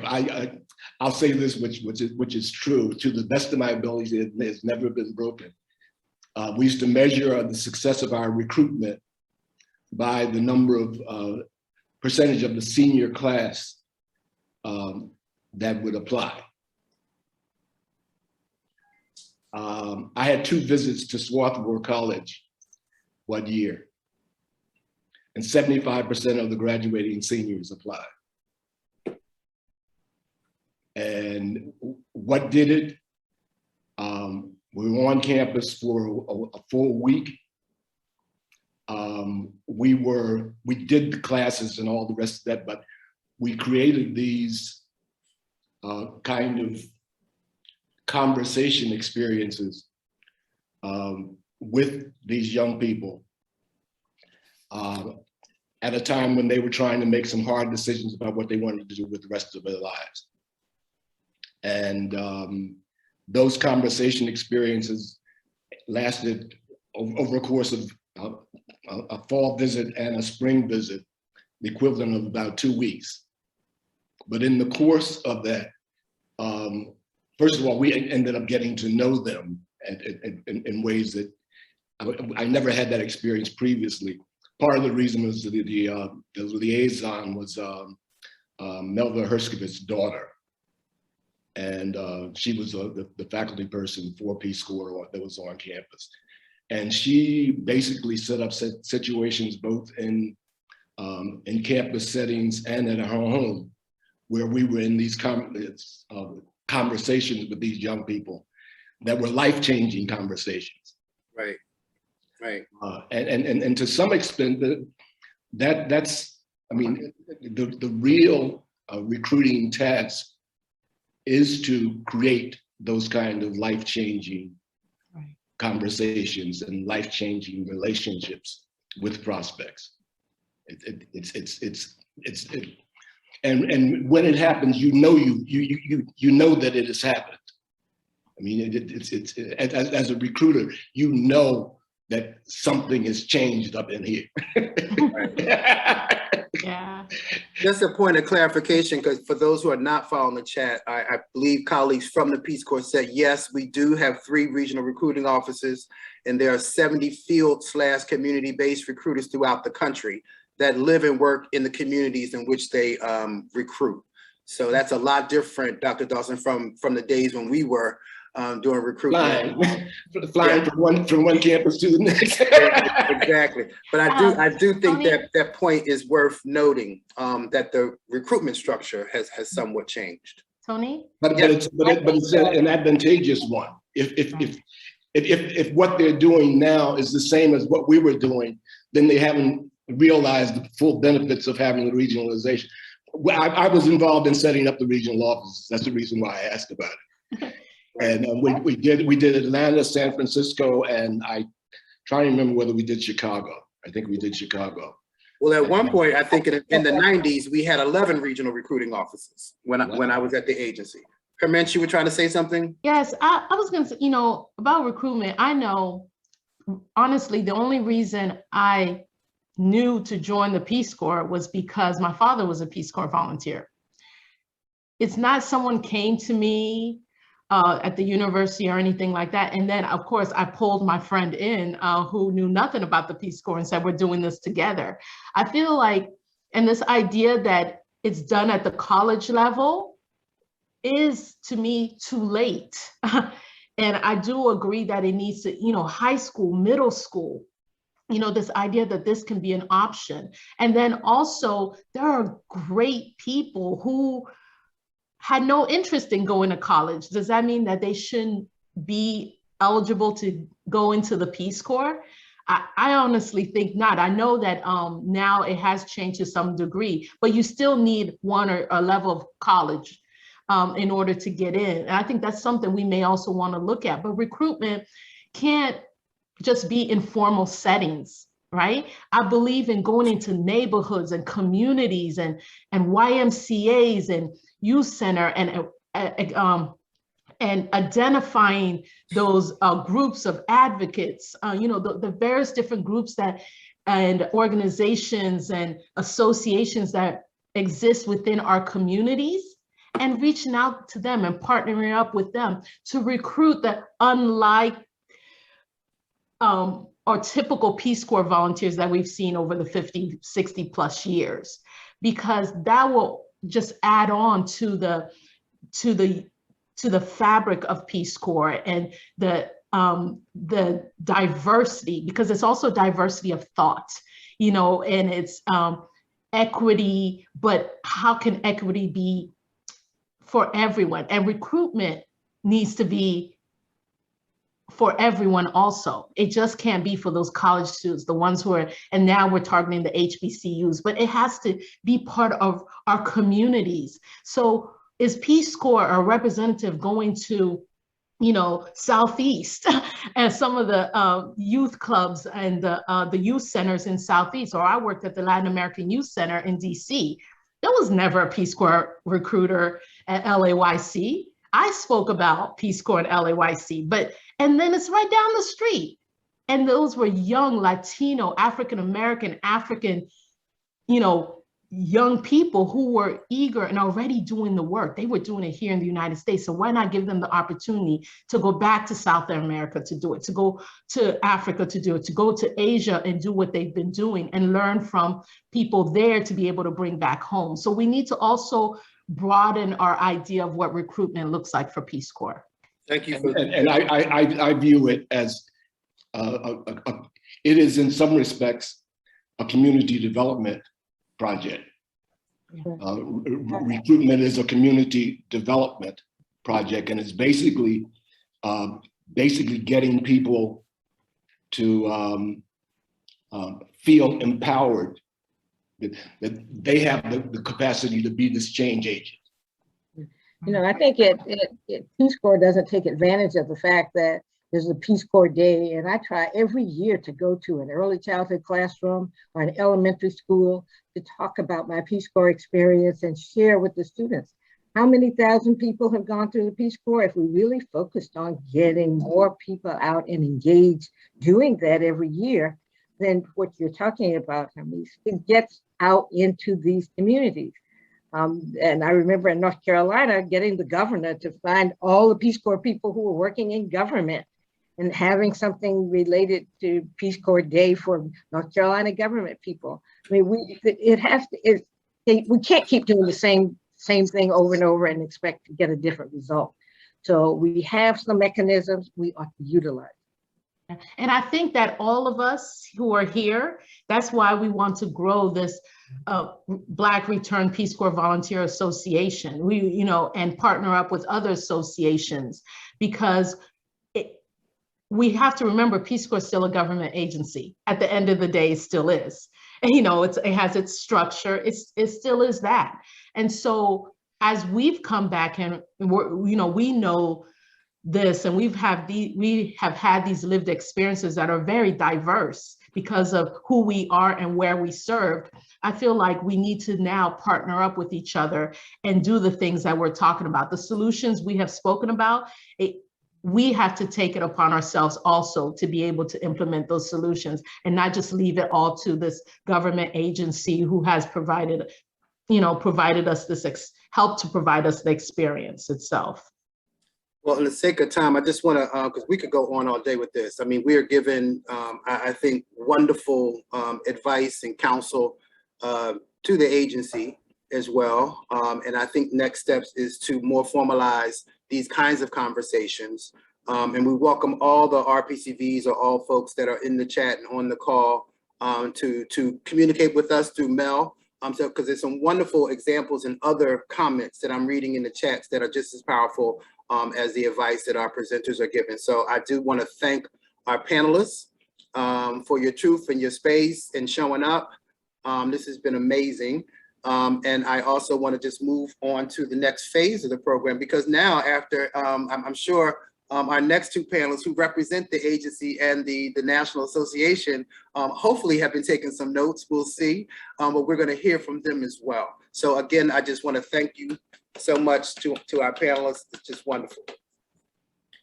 And as we transition to our next speaker, who is Glenn Blumhorst, who is the president and CEO of the National Peace Corps Association.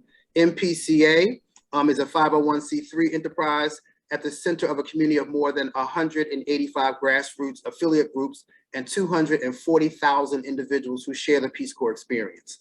NPCA's mission is to, quote, to champion lifelong commitment to Peace Corps' ideals, end quote. Glenn leads a dedicated team at NPCA that exists to serve and support the Peace Corps community and anyone who shares the Peace Corps experience. He and his wife, Kathy, served as Peace Corps volunteers in Guatemala from 1988 to 1991. Glenn, welcome. Thank you very much, sir. I really do appreciate the opportunity to be included in this very important event with such distinguished guests, leaders in our community and leaders in the international arena. And I should mention National Peace Corps Association is honored to be a sponsor of this event as well. Really want to thank the organizers of this event, especially Mel Foote, who has served as an advisor and a mentor to me here at National Peace Corps Association, and all the participants in this conference. I have been taking notes. There's some really important things that are being relayed here, and it is really serving me well in my role at National Peace Corps Association to help inform and guide our mission. We're really fortunate to have Miriam Foote on our team. Mel mentioned her earlier, but I realize that she has her priorities straight because she's attending classes and not at this conference today. So I really admire her for that. But she's a rising star, and she's been a really valuable advisor as well to me and to NPCA's mission. I'm also really grateful for leaders like Dr. Grant over at the Peace Corps, working hard to help make the Peace Corps the best that it can be, and leaders like you in our community who are helping to make NPCA the best that it can be as well, because National Peace Corps Association is your organization. We exist to serve you. I'm here to work for you and on your behalf.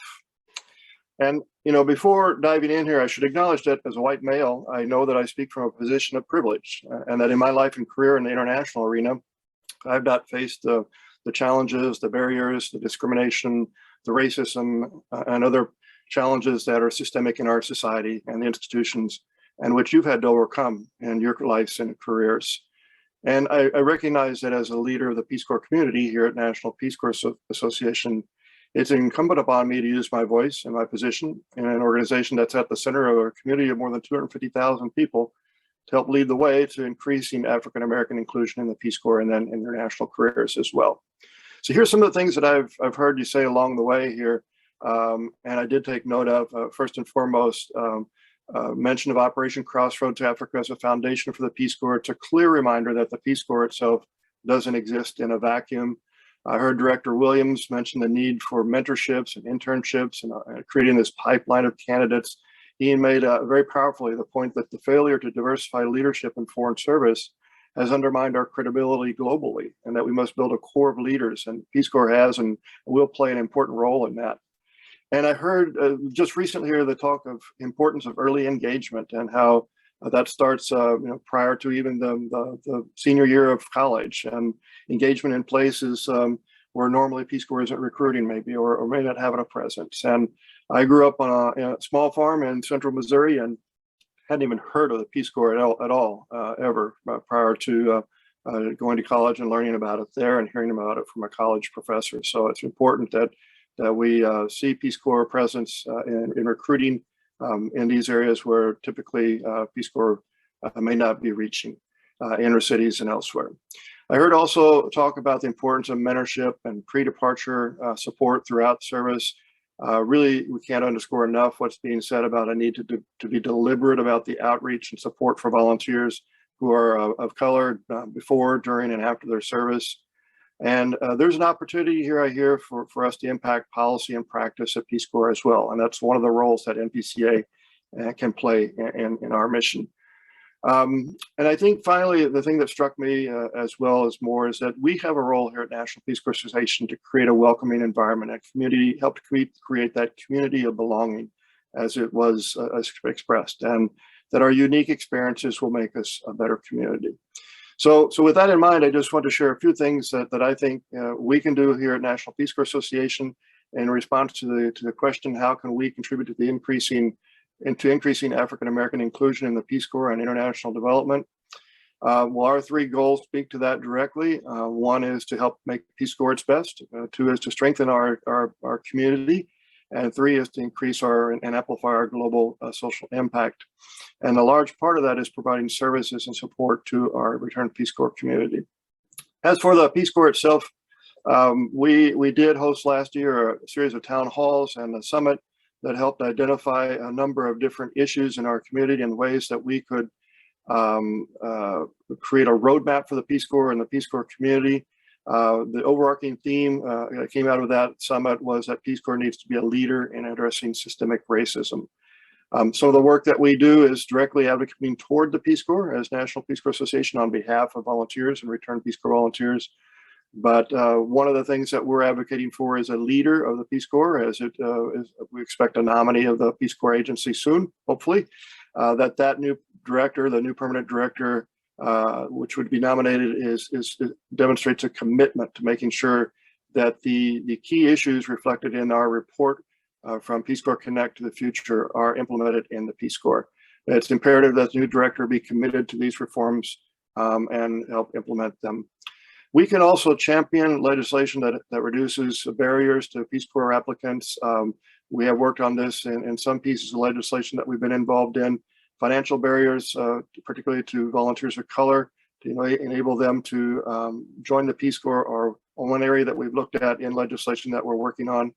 And we've also been working with members of Congress and the agency and our affiliate groups and others to follow through on all the recommendations that are made in that report from the Peace Corps Connect in the future. We've gotten good traction on this and with some legislation, and we know that the report has been taken to heart by agency leadership. I have regular conversations with the leadership, and I know that they reference it often. But really now is not the time to let up on the effort. We really need to focus on the big ideas that came out of that conference. And then, I'll say, what can we do in terms of international development? And this is rarely where our work is, and with returned Peace Corps volunteers. Certainly, we have a medium that is Worldview Magazine. Our print and digital media here can really amplify the voices and stories of Black RPCVs, and we know that Peace Corps volunteers and Peace Corps staff over abroad are an audience to that magazine, and we believe that we can address diversity in the content of that magazine as well. We also have a program called Global Reentry, and this is a program that helps ease the transition for returning Peace Corps volunteers as they come back to the United States. And we believe that this program can be more effective in helping address the challenges and support needs that RPCVs of color have as they return back from their service. Global Reentry provides career counseling, career support, academic support, help in connecting with scholarships and other opportunities. It also helps to re-engage volunteers, return volunteers in continued service opportunities. And it's really a key program element for us that really helps in the reentry of return volunteers. And we can really focus that program in ways that direct support toward return Peace Corps volunteers of color. And as in closing, I just want to say there were 2 or 3 things that occurred to me that we can possibly explore as opportunities for NPCA to build on what we're doing and just reflecting on the comments that were made. One of those is that we could consider kind of recreating what was known as the Masters International Program at Peace Corps. We could try to do this here at NPCA, beginning maybe with just African American RPCVs through partnerships with historically Black colleges and universities like Howard University or like University of Maryland Global Campus. If we can get the funding for something that we can initiate a program where NPCA would provide scholarships for African Americans, RPCVs, for continued studies in international fields. We're going to look into this. We've already started exploring a possible partnership with Howard and their International Studies Certificate Program. And we're looking at also expanding our Next Step Travel program in a way that encourages and invites more Peace Corps volunteer applicants of color to get a taste of the Peace Corps through the program that we offer there. So in closing, I just want to ask you to consider also joining us. I want to invite you to join us for the next week's events as well, commemorating Peace Corps' 60th anniversary. On September 22nd, we have a Mark the Moment event featuring the commemorative of the signing of the Peace Corps Act in 1961. And then also, of course, Peace Corps Connect conference itself, 23rd to 25th of September. Please come and share your ideas and your expectations as well for NPCA there. I look forward to hearing from you. Hope we can organize with Mel there some sort of an advisory council that can help not only make NPCA better, but also Peace Corps and the Peace Corps community better. So thank you so much for letting me join you today. Thank you too, Glenn, and we look forward to more partnerships with NPCA. Thank you so much. Next, we'll hear from remarks from Dr. Darlene Grant. Dr. Grant is a senior advisor to the Office of the Director at the United States Peace Corps and my friend, and I'm so glad to see you. She's an enthusiastic senior leader in the international development with social work, higher education, and social justice background, having been committed to addressing the challenges of our time with authenticity, compassion, empathy, and focus on diversity, equity, and inclusion. And I give to you, Dr. Darlene Grant. And I've had a lot of coffee. I've enjoyed this conversation. So far, it is just a remarkable and stimulating conversation. Giving honor to Melvin Foote, who has brought us all together, Congresswoman Karen Bass, Reverend Jonathan Weaver, amen. The memory of Dr. James H. Robinson, Aaron Williams, who swore me in as a Peace Corps Country Director to Mongolia in 2012.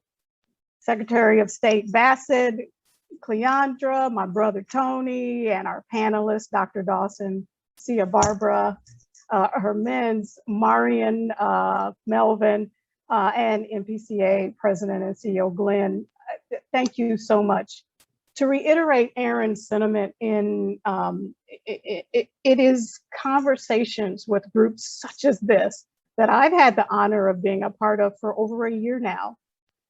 August Black RPCVs, that we stand on the shoulders of giants.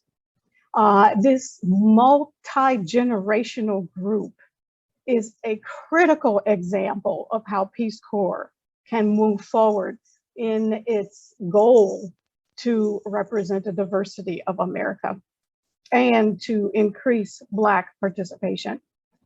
There's conversations such as these that remind me of the responsibility that comes to mentor and make my shoulders available for future generations. So thank you for this opportunity. In 1995, in a Journal of American History article on Black Peace Corps volunteers in Africa from 1961 to 71, the author noted a statement by RPCV Carolyn Goulat, I believe, who said, "I am a Black returned Peace Corps volunteer who wants to rap with you about the relevance of such an experience for Black people." My name is Darlene Grant, born and raised in inner city Cleveland, Ohio, in modest circumstances. Sia Barbara, I'm right there with you. Granddaughter of two minister grandfathers on both sides, dreaming of living a life that mattered. Service to others, always at the center. I am a Black returned Peace Corps volunteer who wants to rap with you just for a few minutes about the relevance of such an experience for Black people and the importance of how this agency moves that forward, moves that agenda forward. This conversation today mirrors ongoing conversations at all levels of the Peace Corps agency, both domestically and at posts today around the world, focusing on service and centering the host community and people that volunteers work alongside. I am a senior advisor in the office of the director. There are mornings I wake up quite surprised at that, because I was a volunteer in Cambodia who was trying to figure out the hole in the ground latrine for 2 solid years. I am here first and most importantly to say to each of you, we can do better. We must do better. As each panelist has emphasized, Peace Corps is a pathway to global citizenship, a pathway to a career that so many individuals in the Black community can only dream of. And I am here, as are so many of the colleagues that I have in the Peace Corps and in the RPCV community, to ensure that we open that door wider. Second, a challenge is in communicating the ground level change that is fundamentally changing this agency since I joined in 2012, in large part because of engaging in conversations such as this. We welcome your comments and we are taking note. Using Aaron's outline, I'd like to summarize a few of the exciting changes and solutions that are taking place today, many of them in direct response to your comments. And I can't go any further before I say, Dr. Dawson, amen. for you to say that you read a book and you come from a historical history, a background, where you read a book about the ugly American and you were able to say to yourself, I can do a better job to represent America. I want that. I want that for so many of our young people and retirees and older folks such as myself who joined the Peace Corps mid-career or after they complete their careers. Aaron stated to gain a better understanding of diverse populations in America as his first key point of what we must do as an agency. 80% of Peace Corps posts prior to the pandemic received a week-long intercultural diversity, equity, and inclusion training, and we're on track to receive a second. We are committed and have been for at minimum the last 5 years, but it is the history of Peace Corps to figure out intercultural diversity, equity, and inclusion. Peace Corps is a learning organization, and putting in place opportunities to learn and practice what we learn is what we are about today. We have put in place unconscious bias training opportunities in the pre-departure space before the next group of volunteers leave the country. And that will be ongoing, structural change. We have put in place unconscious bias training for all staff at all levels. And we level set to start that back in May and June of this year, where every staff member received unconscious bias training. It is the first in a number of trainings, right? We don't pretend that we check the box. This is an ongoing commitment that every staff member at all levels who will be onboarded in this agency will receive unconscious bias training from this day forward is an important structural change. A learning path is being created for all new staff that will be onboarded that will include a menu of mandatory as well as safe place, intercultural diversity, equity and inclusion, learning and training from this day forward. Volunteer competency model is the model in which volunteers will go back to the field. And it is a model training focused on the responsibility to conscious, intentional attention and modeling of their DEI responsibilities for all volunteers, modeling not just in their host communities, but within their peer communities. Herman, you stated that it is often peers that become the challenge of, hey, wait, I thought we were all here for the same reasons and we were all here to understand the diversity of America as well as in our host countries. Under this subtopic is the story of our host country national staff. Isn't it a critical part of the fabric of our agency's diversity story? And we must find a way to balance our understanding of the history of American diversity with what the host country needs and desires to learn about themselves.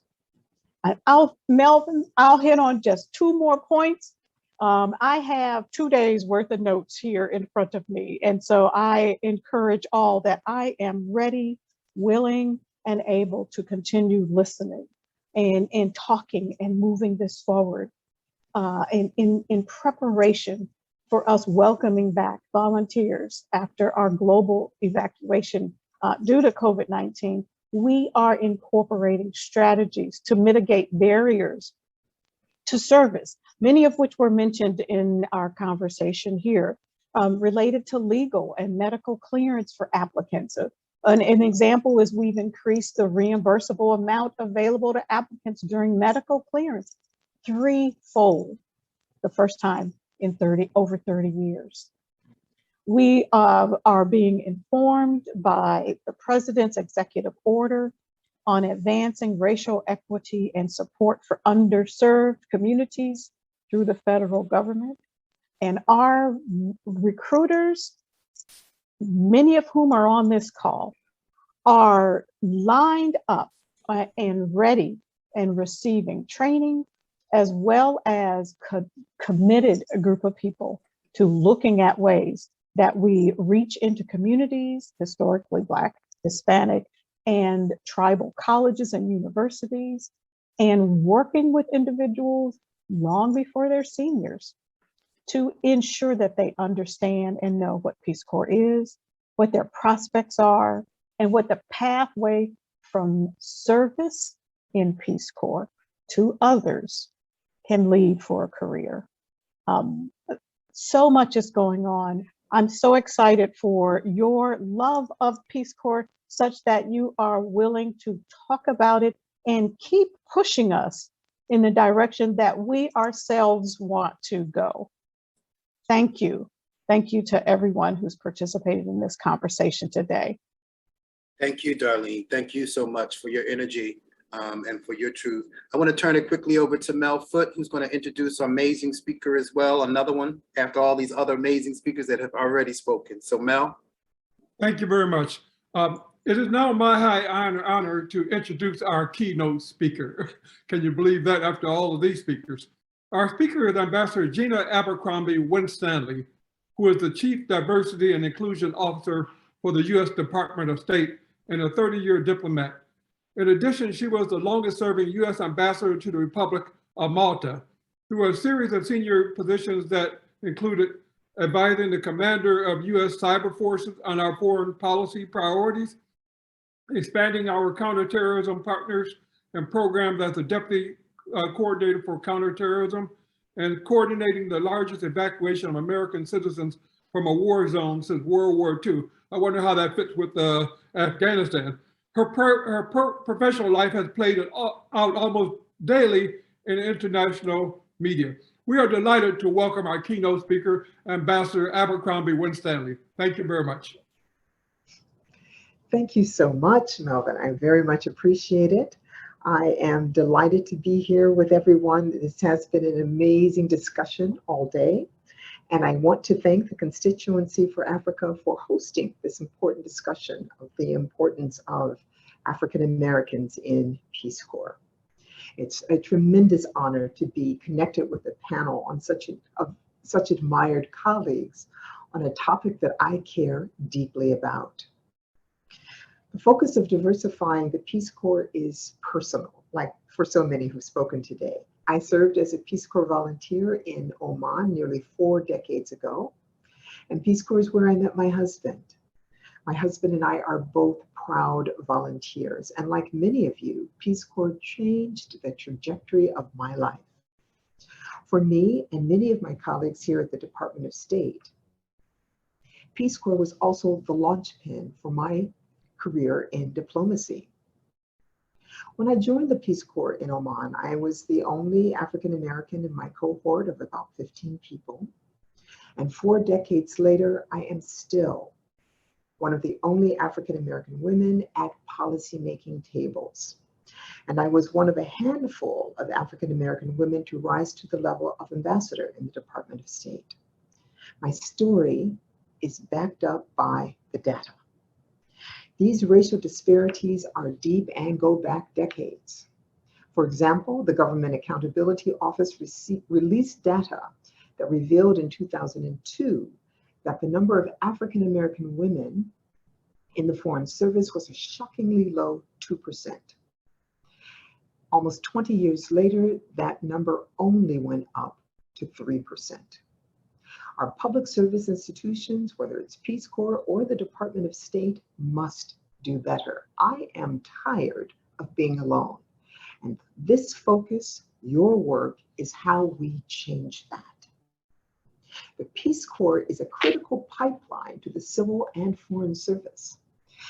An African American colleague here in my office who gave me permission to share her story said that she had no idea that Peace Corps was for people who looked like her. She assumed it was a leisure activity for people who come from privilege. Another RPCV in my office, also a woman of color, said of the 50 members of her cohort in Jordan, Fewer than 10 were people of color, and almost all the other people of color left within a year. She and another PCV of color were the only two to stay the 2 full years. Another colleague who works at the U.S. mission in the United Nations said that her dream was, in fact, to join the Peace Corps.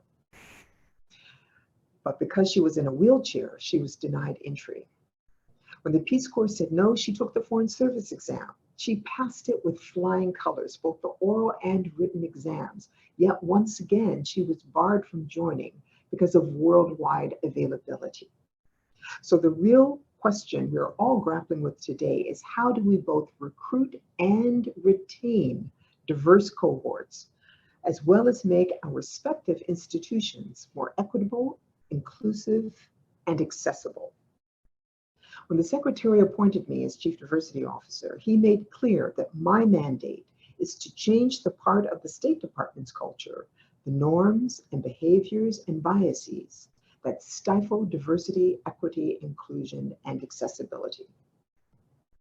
My roadmap for building a State Department that looks more like America is grounded in 3 core values: intentionality, transparency, and accountability.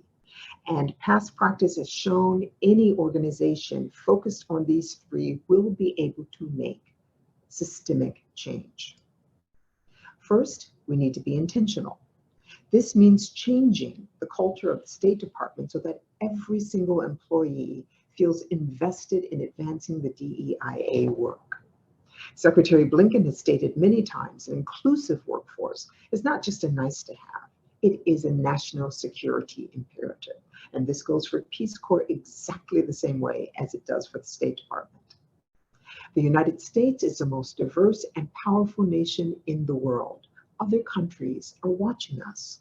And when we fail to live up to our ideals, our adversaries are standing in wait to exploit our shortcomings. That is why it's critical that we integrate the DEIA work as a lens, not only to reform our institutions on the inside, but to guide how we conduct our foreign policy.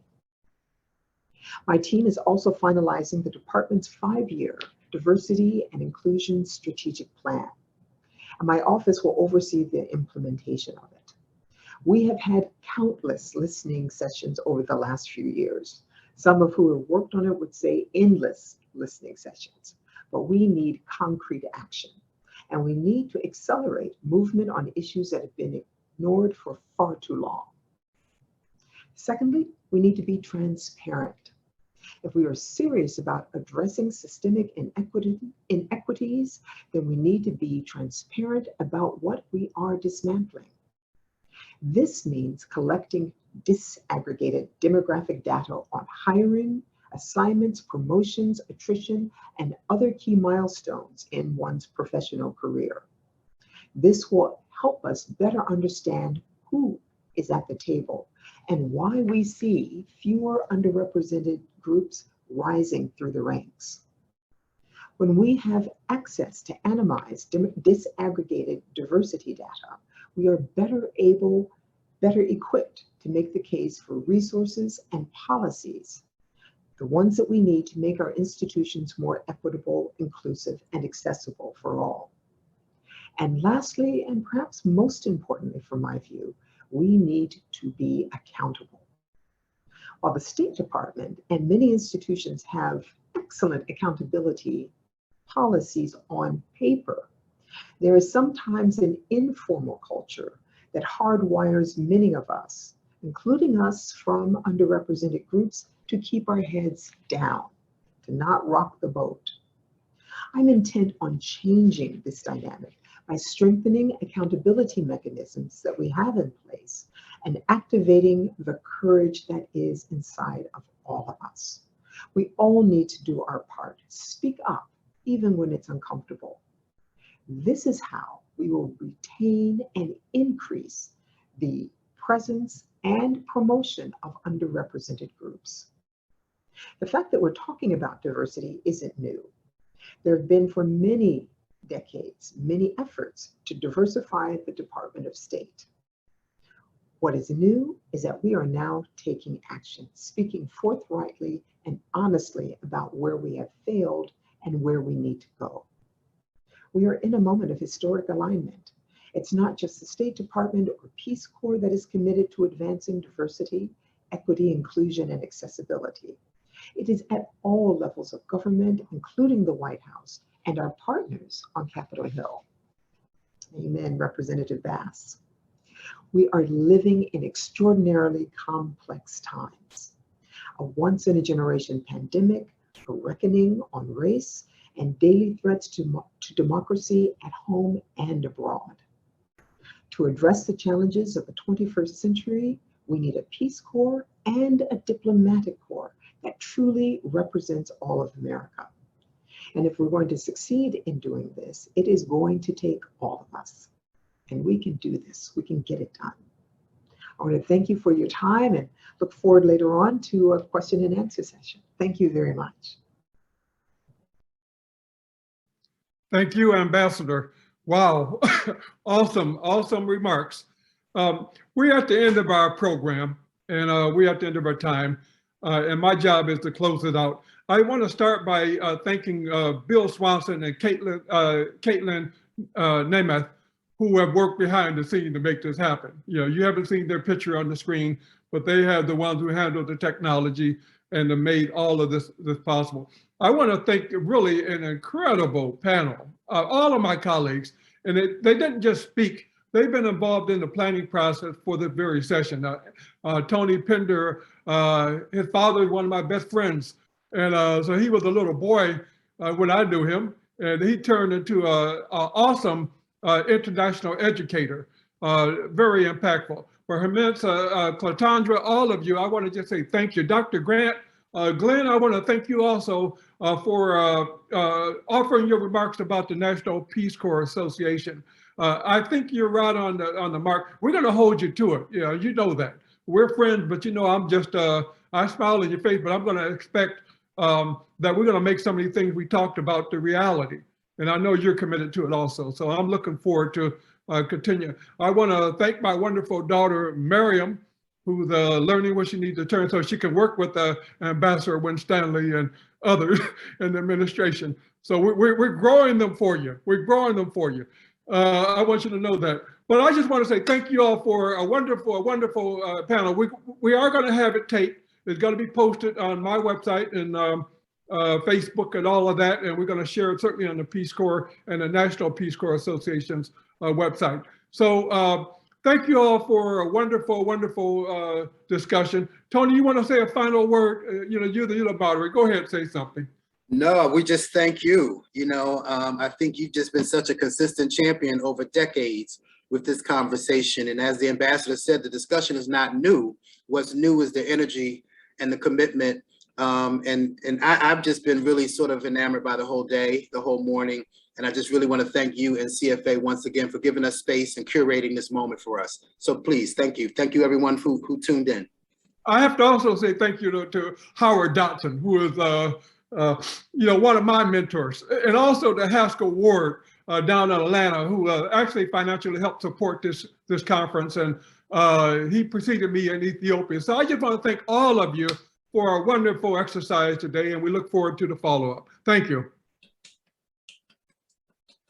Bye-bye.